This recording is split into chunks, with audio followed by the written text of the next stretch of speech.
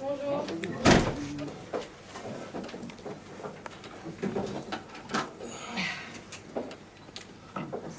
Oui. Fermez la porte, s'il vous plaît. Merci. Romain, on y va. Bonjour Dimitri. Bonjour. Est-ce que le groupe vit bien? Direct dans le vif du sujet. Le groupe travaille bien en tout cas. Une chose est sûre, c'est qu'on travaille très dur. Mais oui, on a la même ambiance qui était là l'année dernière, donc tout va bien. Alex. Bonjour Dimitri, s'il y a la même ambiance que l'année dernière, pourquoi est-ce que tu aurais demandé à voir le président Pablo Longoria pour discuter justement des méthodes de travail d'Igor Tudor? Et est-ce que tu peux toi nous donner ta version à ce sujet? Oui. Et la deuxième question, c'est comment s'est passée cette réunion? On a eu la version de Pablo, Longoria, le président, on aurait bien aimé avoir ta version, avant celle du coach tout à l'heure. Donc déjà, Dimitri Payet n'a jamais demandé à voir le président. Donc l'histoire est... Il n'y a pas de réunion de demander, ni de ma part, ni d'aucun joueur d'ailleurs. Pablo, le président, est venu nous parler mardi, jour de reprise après le match de dimanche, pour nous faire part bien évidemment de la semaine qui est la dernière avant le match officiel de dimanche, faire le point sur la préparation, sur ce qu'il attendait de nous et les objectifs de la saison, tout simplement. Mais je sais que Dimitri Payet fait vendre beaucoup apparemment, donc forcément, encore une fois, on a essayé de nous déstabiliser, mais comme en interne, nous, tout est clair, il n'y a pas eu de souci en interne, bien heureusement. Donc tu dis que tout est faux? Comment? Tu dis que tout est faux? Bah, si déjà j'ai pas demandé de réunion, je vois pas pourquoi parler du reste. Constant. Bonjour Dimitri. Bonjour. Je voulais te demander, avec le nouveau style et le nouveau schéma de jeu, comment tu te sens et qu'est-ce que ça change vraiment pour toi? Parce que l'année dernière, tu étais quand même très, très libre en fait. Oui. Et beaucoup de ballons passés par toi, là ça va peut-être un peu plus vite. Qu'est-ce que ça change pour toi? Oui, on a un jeu un peu plus direct, mais mon positionnement est toujours dans l'axe du terrain et le coach ne m'a pas non plus donné de consignes contre la liberté, donc je me laisse assez libre et non, il n'y a pas spécialement de changement sur mon rôle en particulier. Nico. Qu'est-ce que, Dimitri, tu peux nous dire du coup sur les nouvelles méthodes de travail, sur ce nouvel entraîneur et sur ce que tu penses de lui? Ben, c'est des méthodes qui sont nouvelles pour nous parce que voilà, c'est aussi les histoires des changements de coach. Voilà, c'est une autre façon de travailler. Voilà, on bosse beaucoup, on bosse dur. On a besoin de digérer cette préparation qui a été très lourde. Mais voilà, on arrive petit à petit à comprendre et à mettre en œuvre cette façon de jouer que veut notre coach. Et j'espère que voilà, on pourra mettre ça en place dès dimanche. Et tes premières impressions sur le relationnel? Ben, c'est un coach qui à partir du moment où il rentre sur le terrain, voilà, veut du sérieux et du travail, de l'exigence, ce qui est tout à fait normal. Et c'est vrai que moi, le premier, on avait demandé à ce que, voilà, durant cette intersaison, on trouve des solutions pour augmenter notre niveau d'exigence. Gilles. Dimitri, bonjour. Bonjour. Notre président, mercredi, nous a tout de même dit qu'il avait fallu rappeler au groupe certains préceptes, on va dire, que le club était au-dessus de tout. L'entraîneur également était placé, selon lui, au-dessus des joueurs. Est-ce qu'il a fallu rappeler certaines choses à certains membres du groupe ou pas, selon toi? Non, je pense pas, parce que je pense qu'aujourd'hui, on est d'accord que l'institution est au-dessus de tout. Bien évidemment que le club passe avant tout et avant n'importe quel joueur.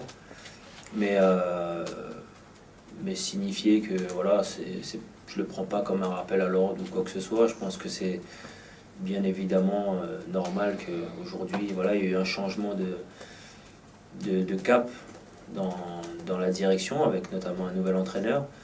À nous, joueurs, de nous adapter à cela, à nous de travailler dur pour pouvoir bien évidemment faire en sorte que dès le premier match du dimanche, on soit prêt et qu'on gagne, parce que ça reste le plus important, c'est le terrain. Flo. Ouais, Dimitri, bonjour. Bonjour. Est-ce que les matchs amicaux, cette série assez compliquée, enfin, pendant la préparation, t'inquiète ou tu te dis non, compteur remis à zéro parce que la compétition n'a pas commencé et ça se passe dimanche? On a été inquiet un peu parce que bien évidemment quand vous arrivez pas à retranscrire ce que vous travaillez sur le terrain, ben, c'est frustrant et voilà, au niveau mental c'est éprouvant. Après on a eu des séquences où on a plus ou moins réussi à le faire, notamment notre première mi-temps de Séville. Mais non, je pense que voilà, justement les matchs amicaux sont faits pour ça, pour travailler, pour essayer des choses. Mais c'est vrai que voilà, le match qu'il faudra gagner, bien évidemment, c'est celui-là, c'est celui de la première journée. Xavier. Bonjour Dimitri, juste là. Bonjour. Vous connaissez très bien le contexte marseillais, le club. Selon vous, au vu de cette saison qui est assez particulière avec la Coupe du Monde, l'enchaînement Ligue 1, Ligue des Champions, quel va être le facteur déterminant qui va faire que l'OM va réaliser une belle année? Est-ce que c'est justement la gestion de la condition physique, l'enchaînement Ligue 1, Ligue des Champions ou autre? Je pense que comme tout club qui joue la Coupe d'Europe, on connaît l'importance de ces calendriers chargés. Je pense qu'aujourd'hui, bien évidemment que la Ligue des Champions reste le summum au niveau d'intensité, au niveau de qualité d'adversaire. Et forcément, vous y laissez du jus, mais voilà, on doit faire en sorte, comme l'année dernière, d'avoir un effectif sur lequel on peut compter. Voilà, forcément que des saisons comme l'année dernière où 3 joueurs ont joué quasiment la totalité des matchs, c'est très rare à ce niveau-là. Donc voilà, on a un groupe qui est étoffé, à nous de faire en sorte que tout le monde réponde présent au moment où le coach aura besoin de lui. Et c'est comme ça, avec un groupe, un bon groupe et un groupe qui répond présent à chaque moment qu'on peut espérer faire de belles saisons. Michel. Non, pardon. Oui, bon, il y a eu la prestation contre le Milan AC. Est-ce qu'il n'y a pas une impatience maintenant de montrer le vrai visage de l'OM dès dimanche contre Reims, en disant c'est une revanche? Il faudra montrer un autre visage que celui contre Milan, parce que là on est dans la vraie compétition, parce que là il y a des points à prendre et on connaît l'importance de bien démarrer le championnat, surtout par un match à domicile devant nos supporters. Donc même si on sait qu'on reste encore perfectible, je pense que au-delà de ce qu'il y aura sur le terrain, de la manière, on va dire, dimanche, je pense que le plus important, ce sera vraiment de prendre les 3 points. Mourad. Bonsoir Dimitri, est-ce que tu peux nous expliquer, toi de ton point de vue de joueur, comment tu as compris les consignes du coach? On a beaucoup parlé de verticalité, de pressing, est-ce que c'est réellement ce qu'il vous demande? Quelle est ton impression du jeu qu'il va vous demander? Oui, c'est ça. C'est un jeu qui va à l'encontre un peu de ce qu'on faisait l'année dernière. L'année dernière, on était plus basé sur beaucoup de possession.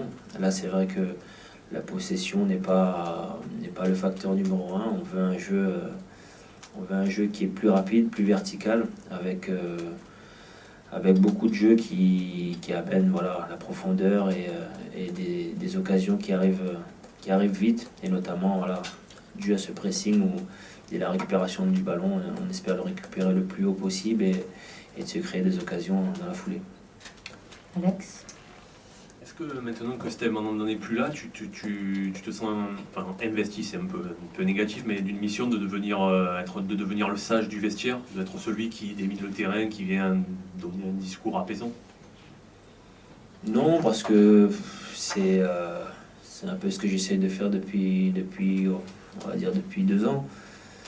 J'essaye de prendre un peu sur moi-même et d'essayer de voir différemment les situations qui peuvent me sembler difficiles ou les crises, les mini-crises qu'on a pu avoir. Mais non, je pense qu'on a un groupe, comme j'ai dit, comme l'année dernière, un groupe qui est sain. Et honnêtement, quand vous avez un vestiaire qui est comme cela, vraiment c'est plus facile à gérer. Moi aussi, j'ai mes performances personnelles aussi à gérer, même si je suis plus ancien.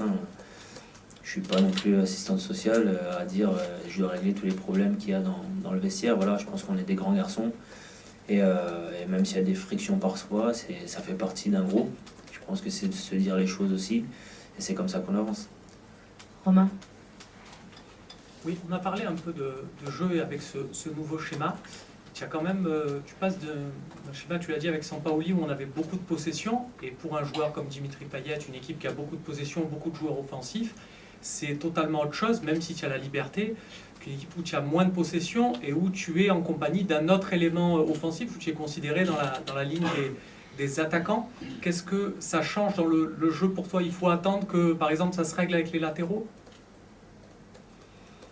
Je sais pas si c'est vraiment un problème avec les latéraux. Ce qui est déterminant dans là où le coach veut que j'évolue, c'est vraiment d'être voilà, avec la pointe de devant et le deuxième 10 entre guillemets, d'être assez proche, d'être connecté et de jouer ensemble, que ce soit offensivement mais notamment aussi dans le pressing. Après les latéraux, je suis pas inquiet dans la mesure où ce sont c'est une défense à 5 sans être à 5. Voilà, on a vraiment 3 centraux et puis des éléments plutôt libres et offensifs sur les couloirs. Ok, dernière question, Flo. Dimitri, parce que ce sujet te tenait à cœur la saison passée, il y a des mesures qui ont été annoncées là pour plus de sécurité dans les stades. Bon, ça a l'air d'être quelque chose Enfin, une bonne question. qui tient à cœur à la Ligue. Est-ce que tu as été consulté? Pourquoi pas? Parce que tu avais quand même dit que tu voulais être, pourquoi pas, partie prenante d'une éventuelle réflexion. Et voilà, qu'est-ce que tu en penses? Est-ce que pour toi c'est vraiment un combat primordial? Non, merci de ta question parce que c'est une question, j'espérais qu'on allait me la poser. Mais j'ai été le plus heureux déjà, franchement, honnêtement, d'avoir vu cette décision prise parce que pour moi c'est un pas en avant énorme par rapport à ce qu'on a vécu, par rapport à ce que j'ai vécu. Et je commence à me dire que voilà, on commence à prendre des décisions qui font avancer, ou plutôt qui font régresser la violence dans les stades. Et je pense que c'est le début de quelque chose. En tout cas, voilà, félicitations à la Ligue pour cette décision parce qu'elle me semblait importante au vu de l'aube de cette nouvelle saison. Merci beaucoup. On va passer directement au coach.